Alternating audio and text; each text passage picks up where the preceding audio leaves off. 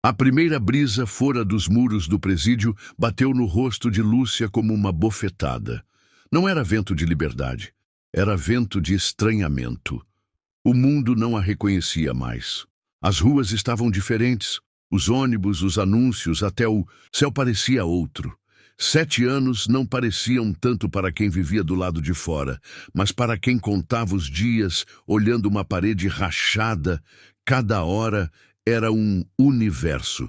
Ela carregava uma sacola azul poída, com 2 calcinhas, uma escova de dente e uma blusa que já não servia direito. A roupa que usava fora emprestada por uma das agentes da prisão. Uma camisa branca, larga, com cheiro de amaciante barato, e uma calça jeans que ela teve que dobrar 5 vezes na barra. No cabelo, um coque frouxo de onde escapavam fios rebeldes como ela aprendera a ser. O ônibus até o bairro onde crescera parecia mais lento do que lembrava. Cada ponto era uma lembrança. A banca de jornal onde comprava revistinhas para os filhos. A farmácia onde pediu socorro quando cortou a mão lavando roupa. O bar onde o marido costumava desaparecer. Tudo estava no mesmo lugar, mas ela não. Quando desceu, o coração ameaçou se jogar do peito. A viela ainda era estreita, as crianças ainda jogavam bola descalças, os muros ainda tinham nomes de casais escritos em corretivo. Lúcia passou por 3 vizinhas, que pararam de conversar assim. Que ela apareceu. Os olhares eram lâminas, algumas coisas mudam, outras pioram. A casa estava como ela lembrava, portão verde enferrujado, as paredes descascando, o cheiro de mofo atravessando a calçada. Lúcia respirou fundo. É só bater, pensou, mas a mão hesitou. O medo do que estava por trás da porta era maior do que o medo do que deixara na prisão. Quando finalmente bateu, ouviu passos pesados, arrastados. E então ele abriu. Carlos, o marido. Aquele por quem ela escrevera cartas, por quem rezara, por quem sonhara. Mas não era o mesmo homem. Ou talvez fosse, e ela é que tinha mudado. Ele a olhou como se fosse uma barata no meio da cozinha. Os olhos dele não brilharam, a boca não sorriu, só o silêncio. Um silêncio espesso, cheio de julgamento. Com esse cabelo, ele começou sem emoção na voz. Você só serve para ser prostituta, foi como um tiro. Mas Lúcia não caiu. Sentiu o impacto, sim. O coração ardeu, os olhos encheram, mas ela ficou de pé. Porque na prisão ela aprendera uma coisa. Ninguém pode te derrubar se você já está no chão e decide levantar. Ela passou por ele, sem pedir licença, e entrou. A casa cheirava a abandono. Mas não um abandono físico, era emocional. O sofá rasgado, os pratos sujos, as paredes com infiltração, os filhos estavam, não os viu, apenas fotos antigas, empoeiradas e brinquedos quebrados no canto da sala. Carlos ficou na porta como um estranho, e naquele instante ela entendeu. Aquele lugar não era mais dela. Onde estão as crianças? Ela perguntou. Tua mãe pegou, disse que aqui não dava. Ele respondeu sem olhar nos olhos dela. As pernas dela vacilaram por dentro, mas por fora ela se manteve firme. Queria gritar, correr, apertar os filhos contra o peito, mas não podia. Não ali, não agora. Tinha que engolir o choro, o grito e até o nome deles que quase escapou da garganta. Lúcia foi até o espelho trincado do corredor. Encarou seu reflexo. A pele mais escura do que lembrava, os olhos mais fundos, mais vivos. E o cabelo. Ah, o cabelo. Solto, cheio, crespo, corajoso. A liberdade dela começava ali. E mesmo sem ninguém para aplaudir, ela sabia. Aquele era o dia do seu renascimento. Ela respirou fundo, saiu do banheiro e olhou Carlos com um olhar que ele não conhecia. Não era de súplica, nem de culpa. Era de despedida, não uma que se fala, mas uma que se sente. Lúcia tinha voltado, sim, mas não para ficar. Voltou para buscar o que era seu, a dignidade, os filhos, a própria história. Naquela noite, ela Dormiu no chão da sala, com a cabeça apoiada em uma mochila. Sonhou com o barulho das grades fechando. Mas pela primeira vez, o som não lhe causava medo. Era só um lembrete do que ficou para trás. Porque agora, o que importava era o que estava por vir. E Lúcia sabia. Sua liberdade não era um ponto de chegada, era o ponto de partida. Lúcia saiu cedo no dia seguinte. O sol ainda lambia os telhados quando ela fechou o portão com cuidado, como quem teme acordar o passado. Na sacola, os mesmos poucos pertences. No peito, um vazio pesado que os anos de prisão não conseguiram enterrar. Ela não sabia exatamente para onde ir, mas o instinto de mãe puxava seus passos. Precisava ver os filhos. Precisava tocar neles, ouvir suas vozes, ter certeza de que não a tinham esquecido. O caminho até a casa da mãe era longo. O bairro onde crescera ficava do outro lado da cidade, e o dinheiro que conseguira com uma ex-companheira de cela mal dava para uma passagem. Foi andando, com as solas dos pés queimando no asfalto, ignorando os olhares tortos de quem reconhecia sua silhueta. Porque toda vizinhança tem memória seletiva. Esquecem favores, mas lembram escândalos. A casa da mãe parecia menor do que lembrava. O portão estava aberto, mas ela hesitou em entrar. Lá de dentro, ouviu uma risada, depois outra. O coração bateu descompassado. Era o som da infância dos filhos. Estavam ali, estavam bem. Os olhos se encheram, as mãos tremeram. Mas antes que pudesse avançar, uma voz dura cortou o ar como navalha. O que você está fazendo aqui? Era a mãe, dura como pedra, imóvel na soleira da porta, com os braços cruzados. A mesma mulher que há décadas sustentara a casa sozinha, que lavava roupa para os outros e nunca chorava na frente dos filhos. Mas naquele momento era só julgamento, sem espaço para abraços, sem tempo para explicações. Vim ver meus filhos, Lúcia disse, engolindo o orgulho. Eles estão bem, melhor do que com você. Não estraga isso agora. A dor daquela resposta foi mais funda do que qualquer cela. Lúcia quis gritar que era mãe, que tinha direito, que estava viva, livre, tentando, mas a voz dela travou, porque no fundo sabia que a mãe falava mais por medo do que por ódio. Medo de que os netos sofressem, medo do que diriam, medo de que Lúcia, marcada como criminosa, contaminasse tudo com sua vergonha. Só quero vê-los, implorou. 5 minutos. Eu não vou falar nada, não vou tocar nele se não quiser. Só ver. A mãe hesitou. Os olhos endurecidos vacilaram. Depois, deu um passo para o lado. Lúcia entrou como quem invade um sonho. E lá estavam eles, Daniel e Mariana no quintal jogando bola. Crescidos, fortes, lindos. Mariana tinha os mesmos olhos dela.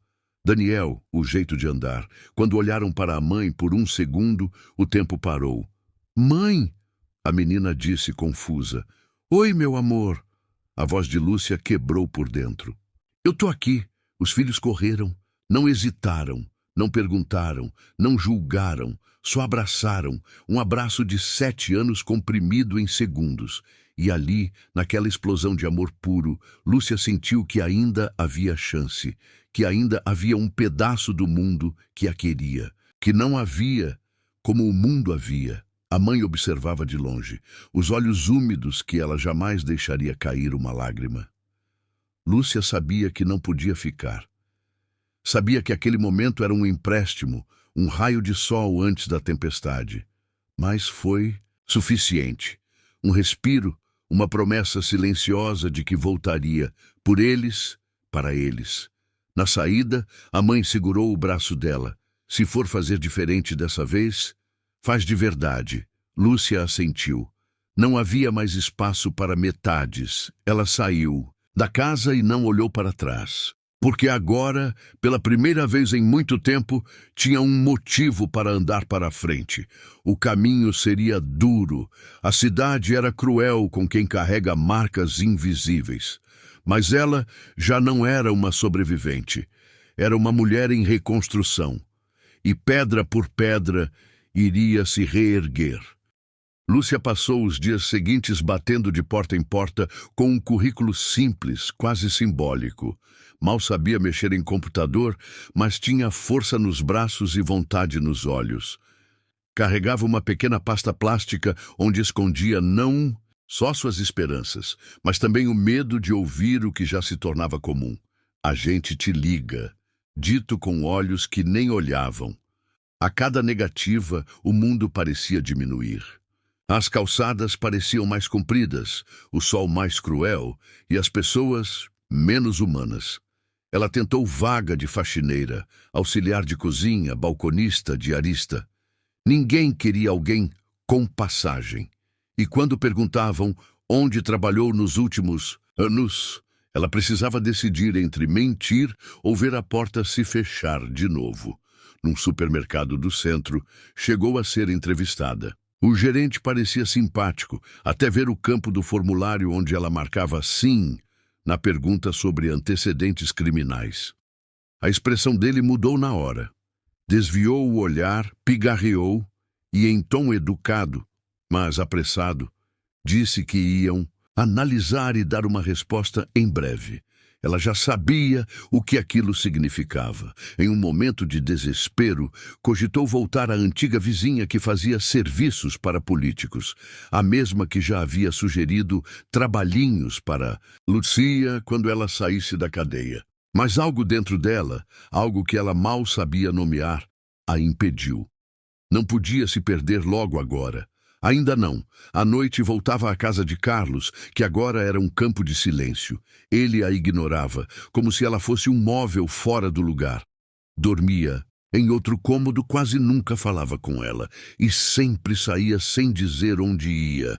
Ela sabia. Outra mulher, outro lugar onde ele se sentia homem, mas não discutia. Tinha uma guerra maior para travar. A comida era pouca, a vergonha muita. Várias vezes dormiu com o estômago roncando e os olhos ardendo. Quase todos os dias ia até a casa da mãe só para ver os filhos de longe, pela fresta do portão. Sem avisar, sem chamar, só para ver que estavam ali, respirando, crescendo. Era a única coisa que a mantinha de pé. Certa tarde, ao sair de mais uma tentativa de vaga em um salão de beleza, onde disseram que cabelo bom precisa ser bem apresentado, e o dela não ajudava. Lúcia se sentou na praça e chorou. Mas não foi um choro escandaloso, foi um choro mudo de quem já esgotou todos os ruídos. As lágrimas escorriam sem esforço, como se fizessem parte da pele.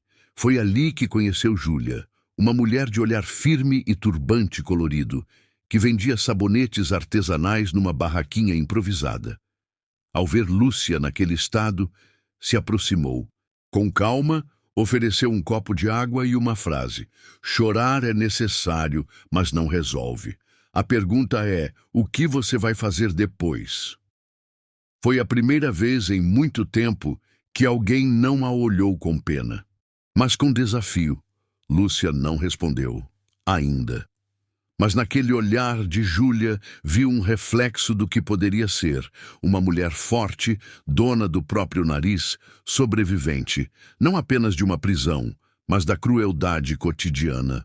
Júlia anotou um número num papel e disse, quando quiser conversar de verdade, me liga, tô aqui todo dia, e voltou para o seu balcão. Naquela noite, Lúcia abriu a torneira do tanque do quintal e lavou o cabelo como se estivesse se preparando para um ritual. Esfregou cada fio com força, com raiva, com dor. Depois se olhou no espelho, a mesma mulher, a mesma história, mas agora com uma faísca diferente. Talvez aquele papel, aquele número, fosse uma porta e ela já não tinha medo de bater. A manhã seguinte nasceu cinza, mas Lúcia acordou antes do sol. Sentia o corpo cansado, os músculos doloridos das andanças, mas havia algo diferente nela, uma urgência, como se algo tivesse despertado. O papel com o número de Júlia estava ao lado da cama, amassado, mas inteiro. Pegou o celular antigo emprestado de Carlos, discou com os dedos trêmulos e esperou. Alô? A voz de Júlia era firme, sem rodeios. "É a mulher da praça", Lúcia disse com a voz baixa, quase pedindo desculpas. "Eu sei quem é. Vem, tô te esperando. E não esquece quem você é, mesmo que o mundo tente apagar." Lúcia chegou à praça no fim da manhã.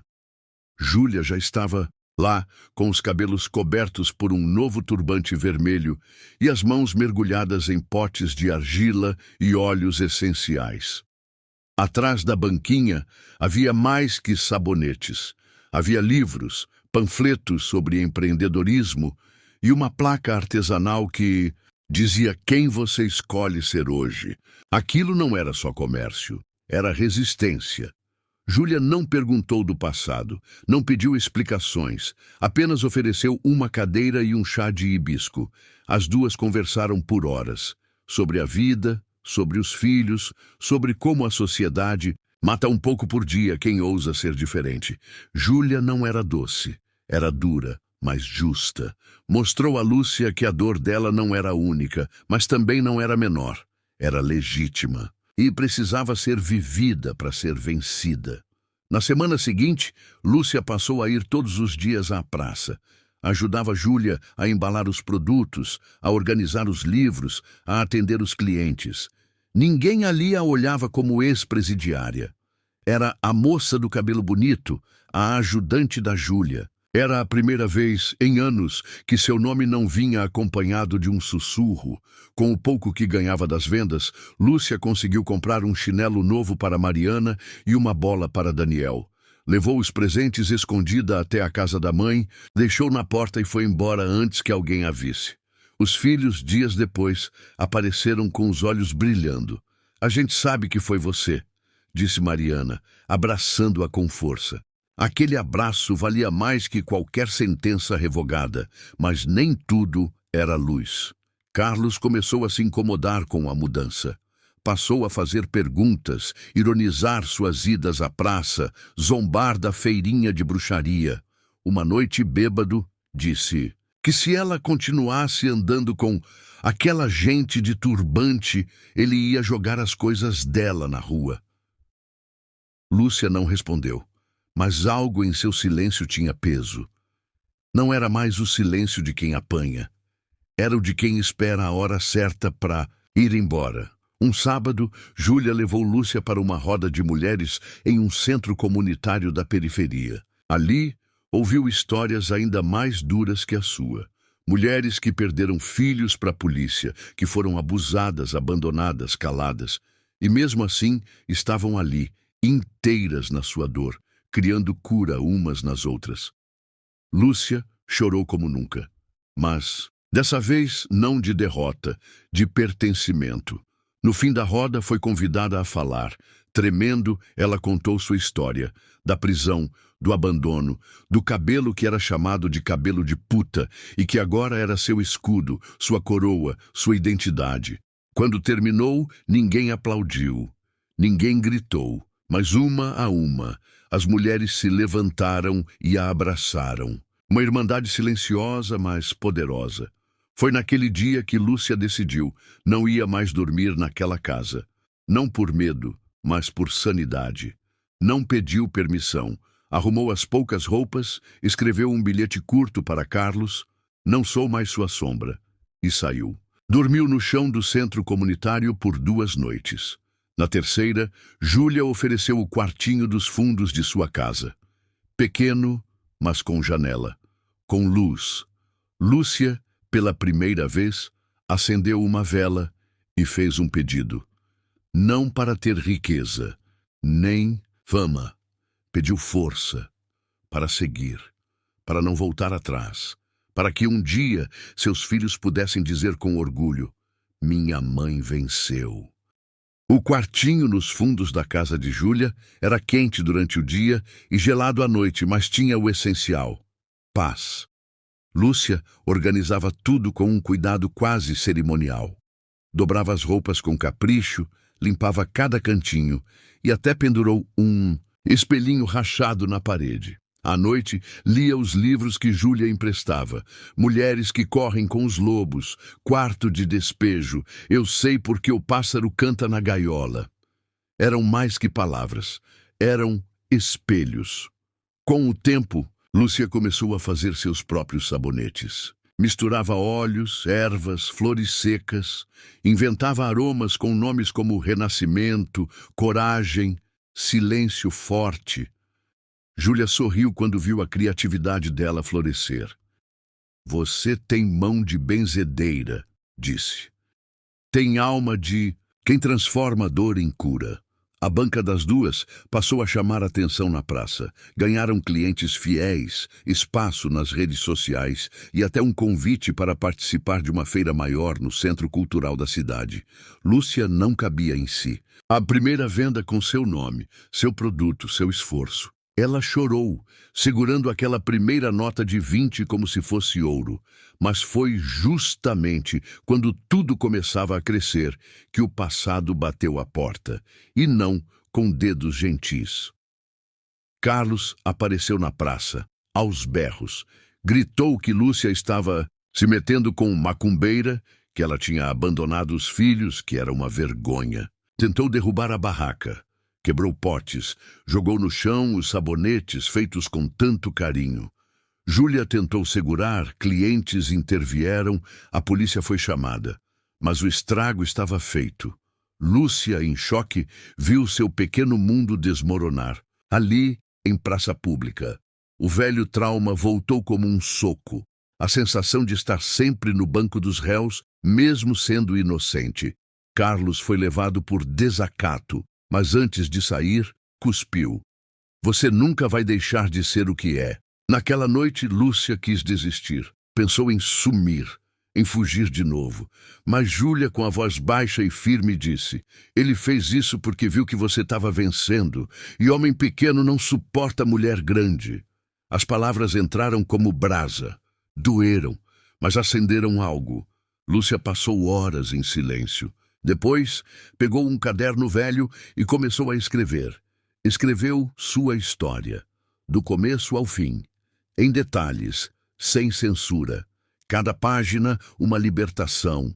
Era como se, ao colocar no papel o que viveu, tirasse de dentro do peito os cacos que ainda cortavam. E ao terminar, algo nela se quebrou. E ao mesmo tempo se refez. Ela precisava gritar, precisava falar, mostrar ao mundo o que carregava, não por vingança, mas por justiça.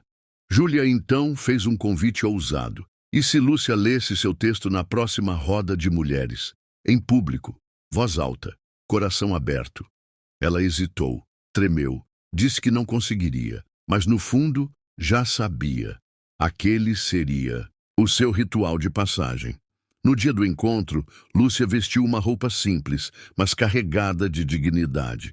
O cabelo solto, sem medo, o rosto limpo, subiu ao pequeno palco improvisado com as mãos suando. As mulheres a esperavam em círculo. Algumas a reconheciam, outras não. Mas todas, de alguma forma, já a conheciam. Porque todas eram, em alguma medida, Lúcia, ela leu. Sua voz vacilava no início, mas à medida que as palavras ganhavam o ar, algo nela se firmava. Contou da prisão, do abandono, do julgamento, do cabelo, do "você só serve para ser prostituta", e de como cada ferida virou cicatriz e cada cicatriz virou estrada. Quando terminou, o silêncio era absoluto. Depois, lágrimas. E então, aplausos. Não de euforia, mas de reverência. A partir dali, Lúcia começou a ser convidada para contar sua história em outros lugares, escolas, igrejas, centros culturais. Sua dor virou voz, sua vergonha virou força e sua história, espelho, para tantas outras. Mas ela sabia, ainda havia um passo a dar, precisava lutar pelos filhos. Depois da roda de mulheres, Lúcia se tornou algo raro, uma sobrevivente que ousava falar. Seu nome começou a circular entre assistentes sociais, grupos de apoio, ONGs. As pessoas queriam ouvi-la, não como curiosidade mórbida, mas como esperança. viva. Alguém que caiu no fundo e voltou com raízes mais fundas do que a dor. Mas apesar de tudo, havia uma ausência que gritava: os filhos. O contato era limitado. A mãe ainda desconfiava. Permitira encontros rápidos, sob vigilância. Lúcia entendia. Sabia que reconquistar não era um direito automático, era um processo. Mas sentia, a cada despedida, que Daniel e Mariana ficavam mais perto. O olhar deles era diferente agora. Não era de pena, era de respeito. Uma tarde, Mariana apareceu sozinha na praça. Vinha da escola, mochila nas costas, passos decididos. Sentou ao lado da mãe e tirou da bolsa uma folha dobrada. Um desenho. As três. Ela, Daniel e Lúcia. De mãos dadas, cabelos voando ao vento, um sol enorme em cima.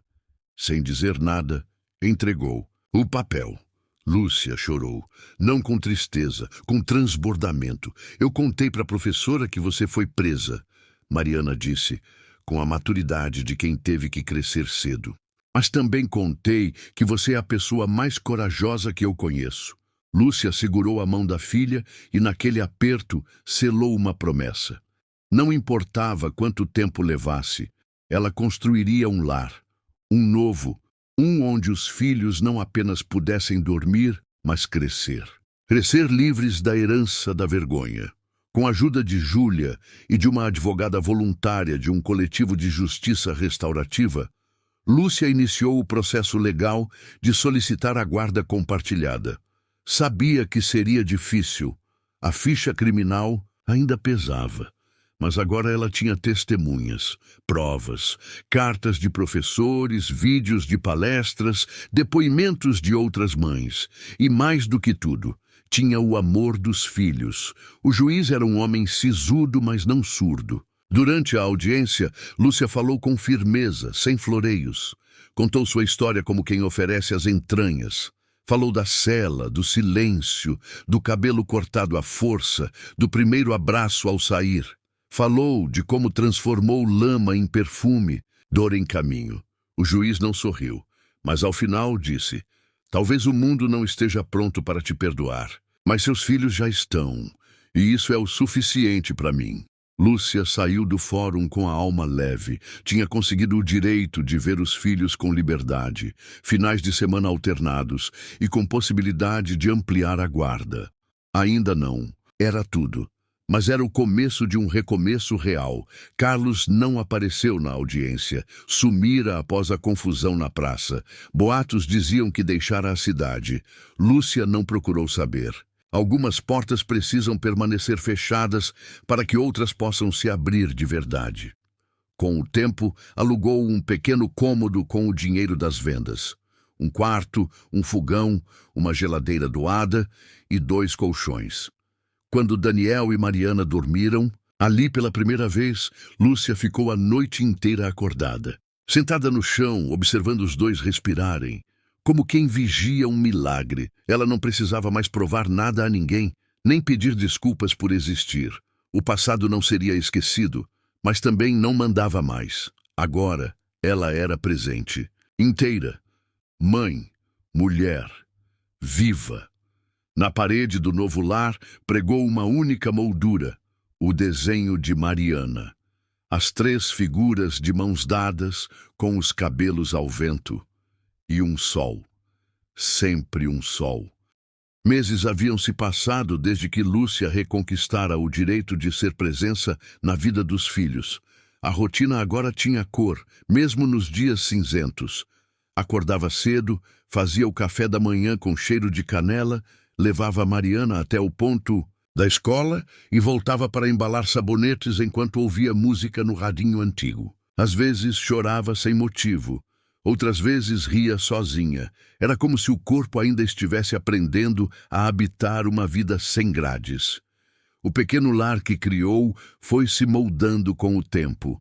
Colocou cortinas floridas na janela, comprou um ventilador, usado, pendurou colares coloridos feitos por ela mesma. Daniel ajudava nos fins de semana, martelava pregos, carregava caixas. Mariana fazia etiquetas, desenhava nas embalagens. A casa era simples, mas era cheia de futuro. Júlia continuava por perto, como um pilar silencioso. Tinha se tornado mais que amiga. Era irmã, guia, espelho. Um dia entregou a Lúcia um presente, um espelho grande, emoldurado com cipó trançado. Para você nunca mais esquecer quem é. E se esquecer, se olha de novo. Lúcia abraçou o espelho, como quem abraça a própria história. Em uma tarde de sábado, durante a Feira de Mulheres Empreendedoras, Lúcia subiu ao palco novamente. Mas dessa vez, não para contar uma história de dor, e sim de força. Levou Mariana com ela. A menina sentou na beira do palco, orgulhosa, os olhos brilhando como se visse uma super-heroína. E talvez fosse mesmo. Eu vim dizer que a gente não é o que fizeram com a gente, Lúcia disse. A gente é o que faz com o que fizeram. E eu escolhi transformar. Não para apagar o passado, mas para fazer dele ponte. Aplausos. Mas mais que isso. Olhos marejados. Gente que se viu nela, que se curou ouvindo a voz que antes era silenciada. E naquele instante, Lúcia entendeu. Sua existência era maior que sua dor. Era semente. Na volta para casa, Daniel segurou a mão dela. Mariana vinha do outro lado. Andavam os três em silêncio, juntos.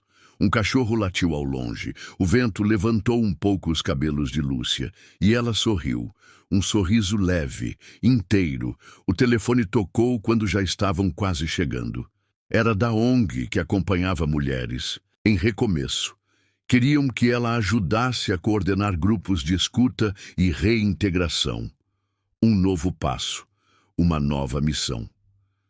Lúcia aceitou sem pensar. Tinha aprendido que o que dói em silêncio cura em voz.